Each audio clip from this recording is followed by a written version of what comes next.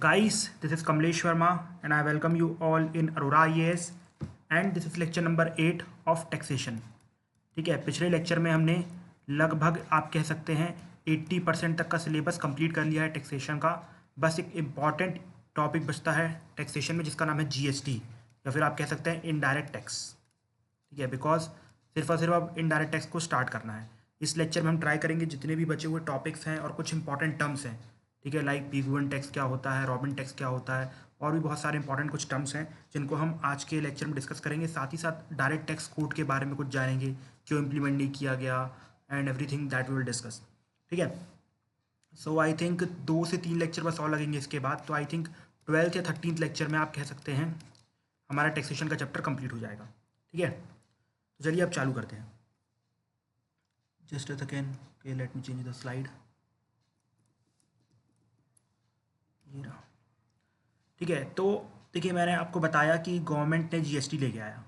ठीक है, जीएसटी लाने का रीज़न क्या था? जीएसटी लाने का रीज़न ये था कि भाई बहुत सारे इनडायरेक्ट टैक्सेस थे, स्टेट के अपने कुछ इनडायरेक्ट टैक्सेस थे और सेंट्रल गवर्नमेंट के अपने कुछ इनडायरेक्ट टैक्सेस थे, जिससे कि ease of doing business promote नहीं हो रहा था। तो उस चीज़ को प्रमोट करने के लिए गवर्नमेंट ने क्या किया? जीएसटी लेके आया। ठीक है, उसी प्रकार से डायरेक्ट टैक्सेस में कुछ प्रॉब्लम थी। प्रॉब्लम ये थी कि भाई हमारे पास जो इनकम टैक्स एक्ट 1961 था वो बहुत पुराना था।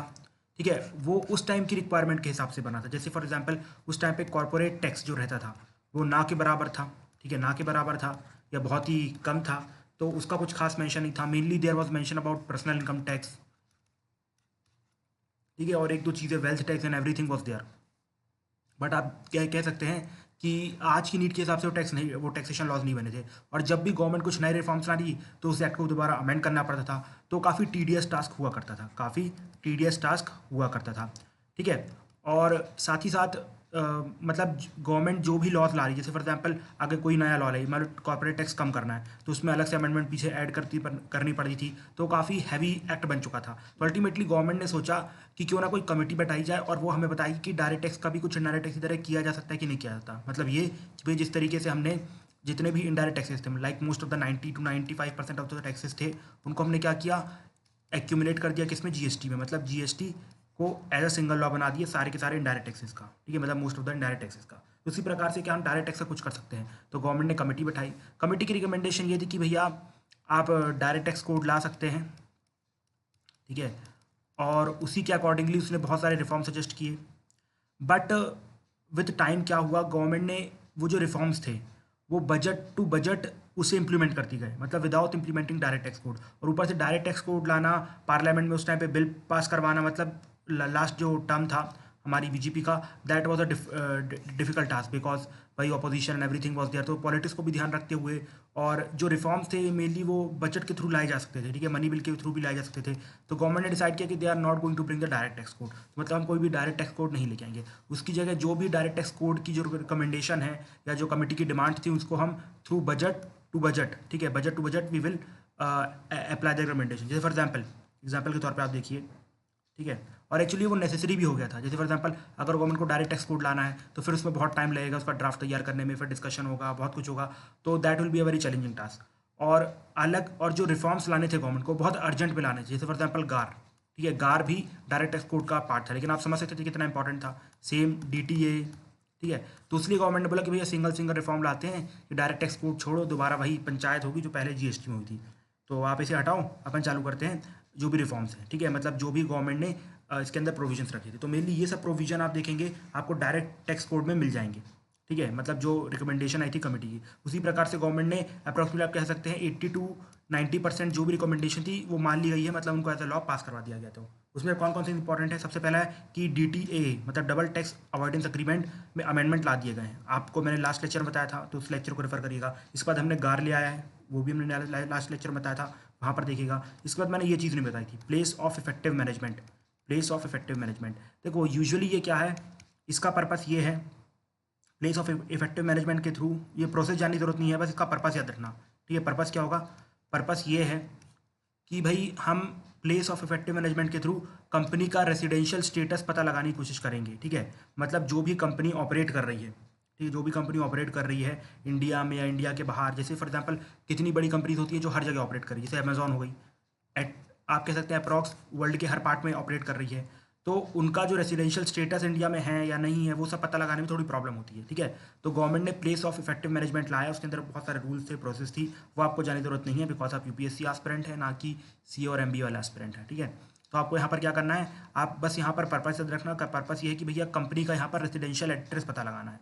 अब आप पूछोगे भाई कंपनी का हमें रेसिडेंशियल एड्रेस क्यों जाना है, मतलब रेसिडेंशियल एड्रेस मतलब ये नहीं कि इंडिया में कहाँ लोकेटेड है, कोलकाता में, मुंबई में, दिल्ली में, ये नहीं, बस हमें ये जानना है कि इंडिया में वो लोकेटेड है कि नहीं है। देखो अगर लोकेटेड होगी तो उसके दो फायदे होंगे। पहली बात तो अगर वो शेल कंपनी है, शेल कंपनी मतलब फेक कंपनी, मैंने आपको बताया था हर्षद मेहता वाली, तो उसको हम बंद कर सकते हैं और उसके ऊपर चार्जेस लगा सकते हैं और जो फ्रॉड है उसको कंप्लीट पकड़ सकते हैं। तो पहला तो ये है कि जो शेल कंपनीज को टारगेट करेंगे हम, ठीक है। और दूसरा ये कि अगर फॉरेन कंपनी इंडिया में रेसिडेंट है तो उससे हम टैक्स वसूलेंगे, बिकॉज ये लोग टैक्स अपना बचा लेते हैं, दिखाते हैं कि भैया हम तो इंडिया के रेसिडेंट ही नहीं है, बाहर से ऑपरेट कर रहे हैं, बस आपके कस्टमर्स को सर्विस प्रोवाइड कर रहे हैं, तो उसके हिसाब से लोग पूरा कॉर्पोरेट टैक्स बचा लेते हैं, तो वो यहाँ पर नहीं बच पाएगा, ठीक है। तो ये तो आप समझ गए। देखो मैं आपको एक चीज़ और बताता हूँ, गवर्नमेंट ने क्या चालू किया है यूज़ करना बजट में, दैट मीन्स नॉट बजट, मतलब जो भी अब गवर्नमेंट कैलकुलेशन करती है अपनी जीडीपी की, उसमें MCA 21 का डेटा यूज़ करती है, ठीक है। मैं आपको नेशनल इनकम वाले चैप्टर में बताऊँगा। MCA 21 के डेटा में प्रॉब्लम क्या होती है कि इसमें काफ़ी मतलब रिपोर्ट आ चुकी है आरबीआई की, और भी कैग की रिपोर्ट आ चुकी है जिसने बताया है कि काफ़ी 30 से 40% कंपनियां तो फर्जी है, मतलब वही हर्षद मेहता वाली, दीवार वाली, समझ में आया, डोर वाली, कि भैया सिर्फ एक कमरा है और कंपनी नाम का तो कुछ है ही नहीं, ठीक है। तो उसकी वजह से प्रॉब्लम MCA 21 डेटा जो है वो हमें फिर गलत प्रेडिक्शन देता है। जब हमारे सामने गलत प्रेडिक्शन आएगा तो उसकी प्रॉब्लम क्या होगी, गवर्नमेंट गलत पॉलिसीज बनाएगी, गलत पॉलिसी होगी मतलब उसका इम्पैक्ट अच्छा नहीं होगा, मतलब इन शॉर्ट सबको लॉस होगा, गवर्नमेंट का रेवेन्यू भी जाएगा, साथ ही साथ जो चोर हैं दलाल हैं वो लोग पैसा मार के ले जाएंगे, ठीक है। तो अब करना क्या चाहिए, करना ये चीज़ जितनी भी शेल कंपनी उनको बंद करना चाहिए। तो उसी के लिए प्लेस ऑफ इफेक्टिव मैनेजमेंट लाया गया कि भाई हमें फॉरेन कंपनी का टैक्स मिलेगा वो तो ठीक है, लेकिन दूसरा हमें ये भी पता चलेगा कितनी कंपनी शेल कंपनी थे, कितनी कंपनी शेल कंपनीज नहीं है, और जो भी शेल कंपनी उनको हम क्लोज कर देंगे और MCA 21 डेटा भी अपडेट करते जाएंगे, ठीक है। तो ये था प्लेस ऑफ इफेक्टिव मैनेजमेंट।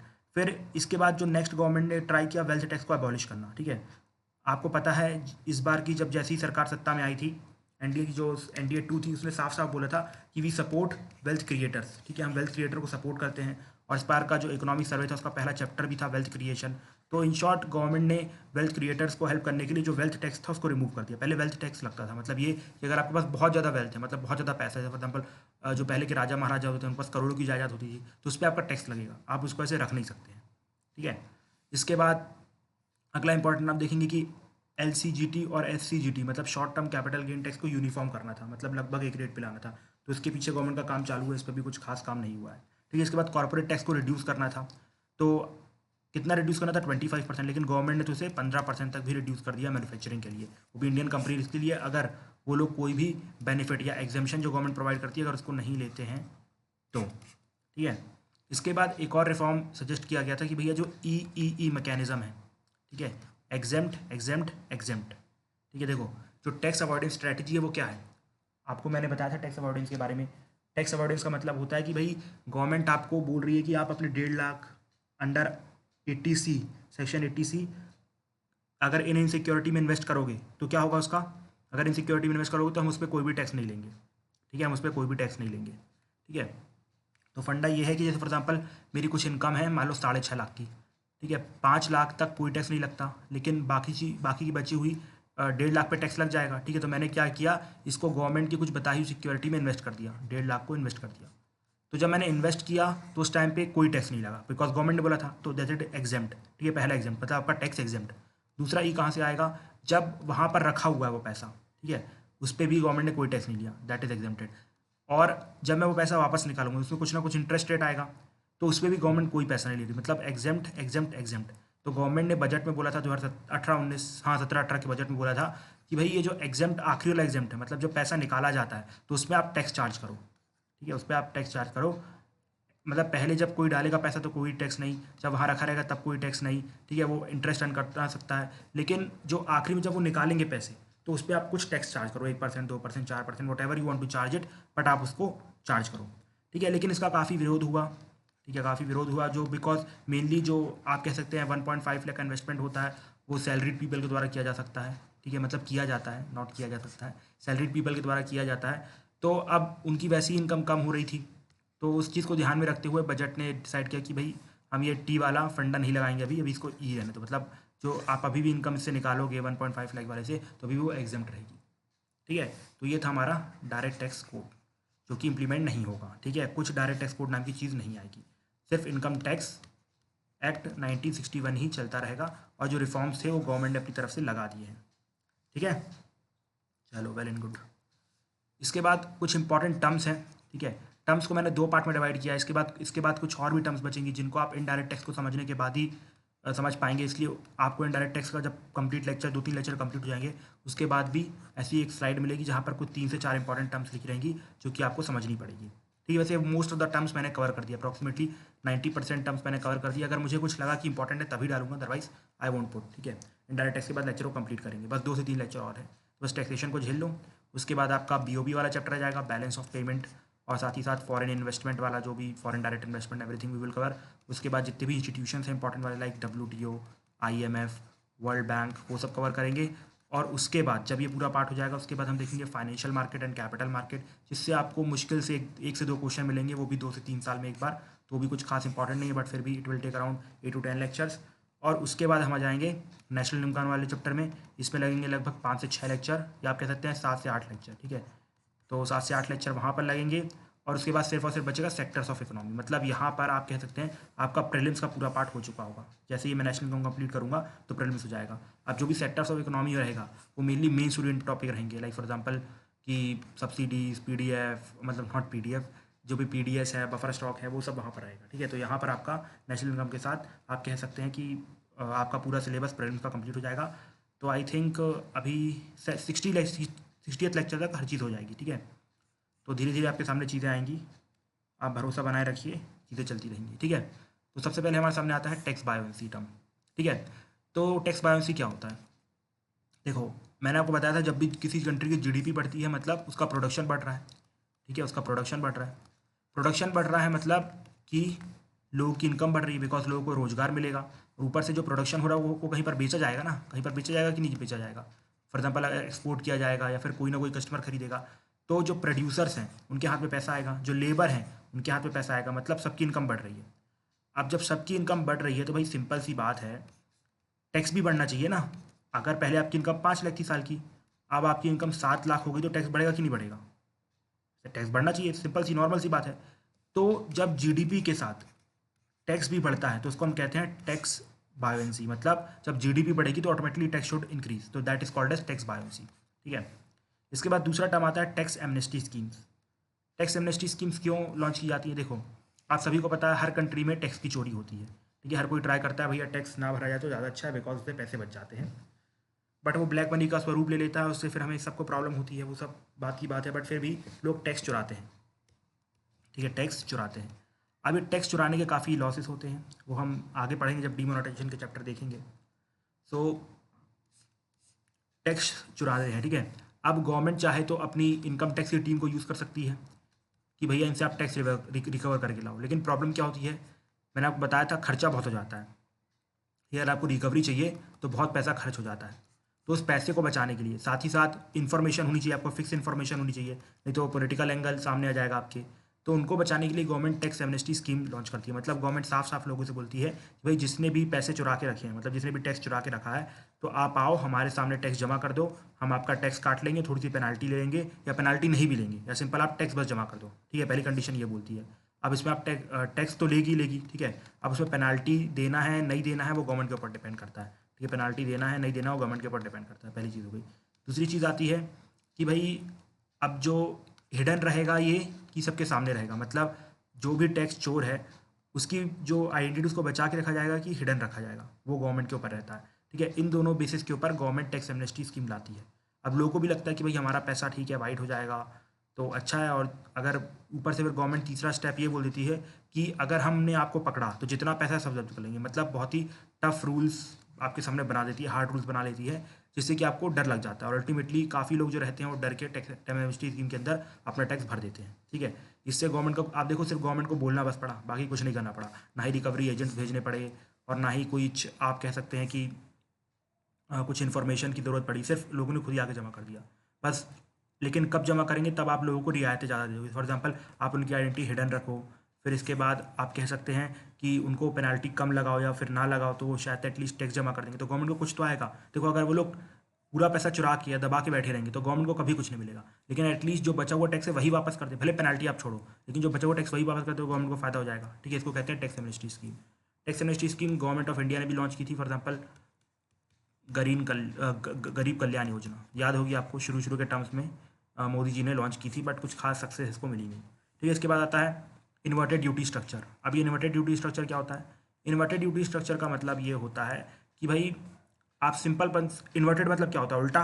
ठीक है, इन्वर्टेड का मतलब होता है उल्टा, तो सिंपल ड्यूटी स्ट्रक्चर क्या होता है? उसी का उल्टा कर देंगे तो इन्वर्टेड बन जाएगा वो। तो वो सिंपल ड्यूटी स्ट्रक्चर ये होता है कि अगर कोई भी कंट्री होती है, ठीक है, अगर कोई भी कंट्री होती है तो वो ये एक्सपेक्ट करती है कि भैया हमारे एक्सपोर्ट सबसे ज़्यादा हो। ठीक है, एक्सपोर्ट ज़्यादा हो, हम मतलब फिनिश प्रोडक्ट को ज़्यादा भेजें। ठीक है, फिनिश प्रोडक्ट को बाहर ज़्यादा बेचें, बिकॉज फिनिश प्रोडक्ट का प्राइस ज़्यादा होता है। जैसे फॉर एग्जांपल अगर आप आयरन ओर अपनी कंट्री से बाहर भेजते हो तो उसका प्राइस कितना रहेगा? मान लो 10 रुपये।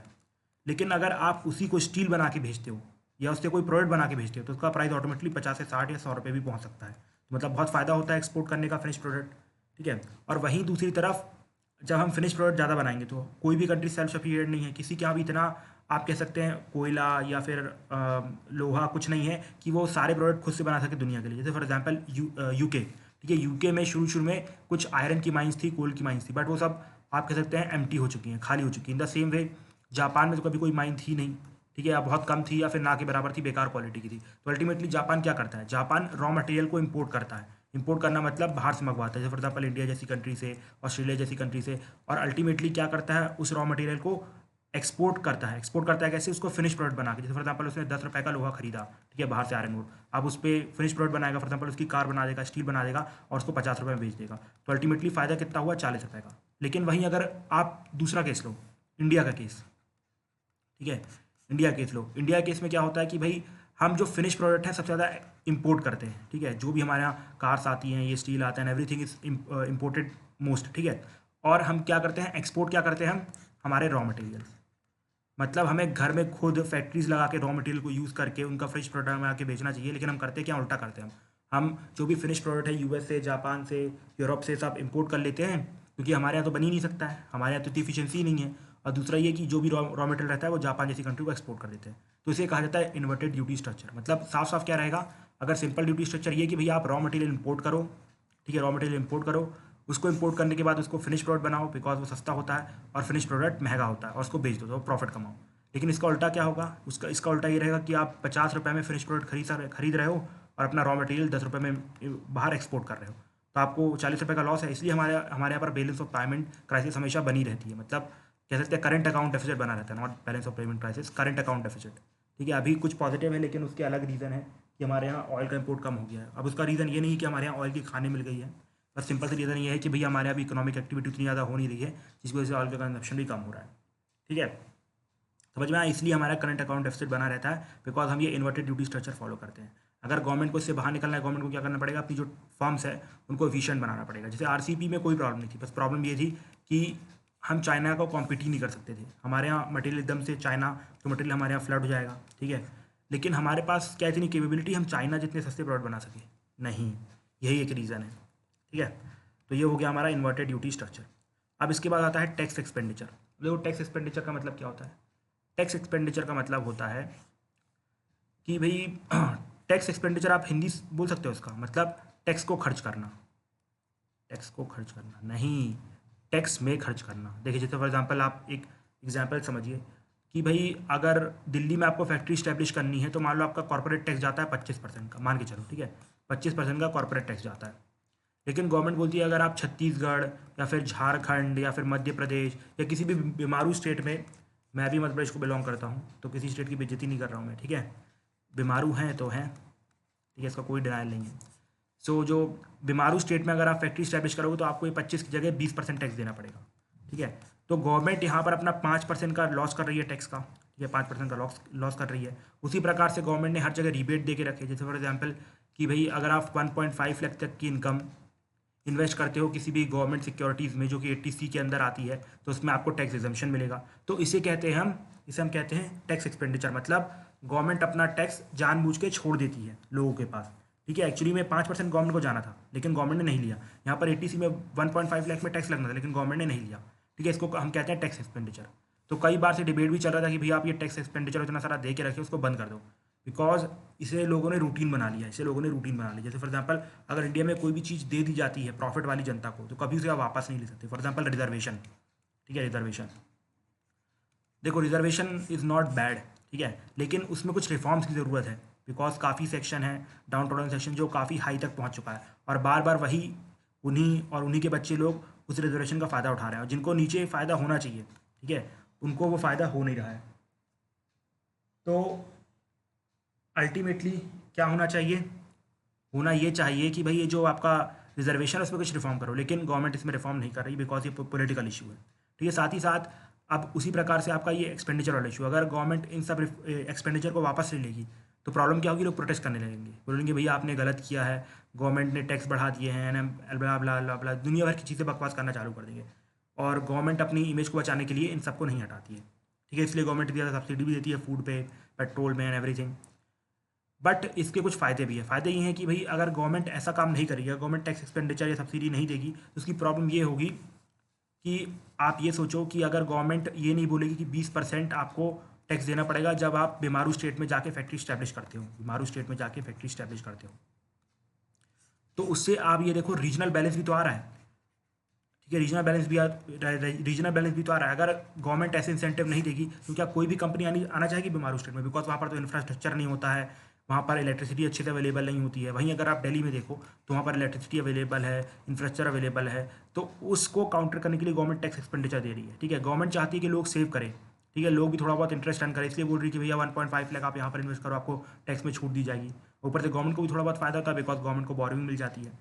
ठीक है, तो समझ में आया क्या फ़ायदा है इसका? तो इसका फ़ायदा भी है और कुछ डिसएडवांटेज भी। डिसएडवांटेज ये है, हाँ भैया गवर्नमेंट को टैक्स रेवेन्यू का लॉस हो रहा है, लेकिन फ़ायदा भी ये है कि बिकॉज गवर्नमेंट इसे सोशल जस्टिस कर रही है, अदरवाइज सोशल जस्टिस कॉम्प्रोमाइज़ हो जाएगा। वैसे भी स्टेट का काम प्रॉफिट बनाना नहीं होता, याद रखे रहना। कहीं पर भी कोई भी क्वेश्चन आए रिगार्डिंग स्टेट तो हमेशा याद रखना कि गवर्नमेंट का काम होता है सोशल जस्टिस करना, ना कि प्रॉफिटेबल कॉर्पोरेट की तरह काम करना। ठीक है, तो इसको हम कहते हैं टैक्स एक्सपेंडिचर। इसके बाद दो टाइप के टैक्स आते हैं, एक को हम कहते हैं टॉबिन टैक्स और दूसरे को कहते हैं हम पीगू टैक्स। टॉबिन टैक्स को हम रॉबिनहुड टैक्स भी कहते हैं। ठीक है, ये टैक्स क्या बोलता है? ये टैक्स सिंपल तरीके से हमें ये बोलता है कि भाई जो शेयर मार्केट होता है, ठीक है, जैसे कि शेयर खरीदे और बेचे जाते हैं, तो शेयर मार्केट में फॉरेनर्स भी इन्वेस्ट करते हैं। ठीक है, फॉरेनर्स भी इन्वेस्ट करते हैं, लेकिन जैसे ही फॉरेन एकदम से शेयर मार्केट डाउन होता है तो फॉरेनर्स क्या करते हैं, अपना जो भी पैसा लगाया रहता है उसको निकाल लेते हैं। अब उसका गवर्नमेंट को लॉस होता है, बिकॉज एकदम से फॉरेन एक्सचेंज बाहर जाता है कंट्री से, तो हमारे यहाँ पर करंट अकाउंट डेफिसिट या फिर आप कह सकते हैं कि बैलेंस ऑफ पेमेंट क्राइसिस होने की चांसेस बन जाते हैं। तो इस चीज़ को रोकने के लिए हमारे टॉबिन साहब थे, उन्होंने एक फार्मूला अपनाया। उन्होंने बोला कि भाई क्या करो, आप लोग इसमें टैक्स लेना चालू कर दो। ठीक है, टैक्स लेना चालू कर दो कि जो भी अपना शेयर मार्केट से पैसा बाहर निकालेगा जल्दी या इस टाइम के लिमिट के बाद, या जो भी कोई भी फंडा लगा दो तो उसमें टैक्स लगेगा। तो लोग क्या करेंगे, अपना जो टैक्स ना लगे उसके लिए पैसा कुछ ज़्यादा लंबे टाइम तक यहाँ पर रखना प्रेफर करेंगे। तो उससे फ़ायदा क्या होगा कि आपके पास फिक्स फॉरेन इन्वेस्टमेंट बनी रहेगी। ठीक है, और इंडिया जैसी कंट्री को फ़ायदा होगा, लेकिन एक्चुअली में इंडिया जैसी कंट्री को लॉस होगा। लॉस क्यों होगा? बिकॉज किसी भी कंट्री में टॉबिन टैक्स नहीं लगाया जाता है। ठीक है, कहीं पर भी टॉबिन टैक्स एप्लीकेबल नहीं है। ठीक है, तो अगर आप टॉबिन टैक्स लगाते हैं थोड़ा सा रेवेन्यू कमाने के लिए, या सोच रहे हैं कि हमारे यहाँ इनकम फिक्स हो जाएगी, तो अल्टीमेटली आपके यहाँ वो लोग इन्वेस्ट करना ही बंद कर देंगे। अब आप सोचो यूरोप के मार्केट में टॉबिन टैक्स नहीं है, ठीक है, कोई टैक्स नहीं लग रहा पैसे निकालने में, और आपके मार्केट में टैक्स है, तो आप सोचो मैं आपके यहाँ क्यों लगाऊंगा जब मुझे आपके यहाँ पैसे पे करने पड़ते हैं। ठीक है, फॉर एग्जाम्पल स्विगी, ठीक है, स्विगी का आप देखो तो वहाँ पर कोई पार्टनर फीस ली जाती है 20 रुपये की। वहीं अगर आप जोमेटो में देखें तो कोई पार्टनर फीस नहीं ली जाती है। ठीक है, एटलीस्ट ऊपर से डिस्काउंट भी रहता है, तो लोग जोमेटो प्रेफर करेंगे ना कि स्विगी प्रेफर करेंगे। समझ में आया? तो सेम वही चीज़ है यहाँ पर कि लोग इसके बाद जोमेटो मतलब यूरोप प्रेफर करेंगे ना कि इंडिया प्रेफर करेंगे। तो हम ये टॉबिन टैक्स नहीं लगा सकते।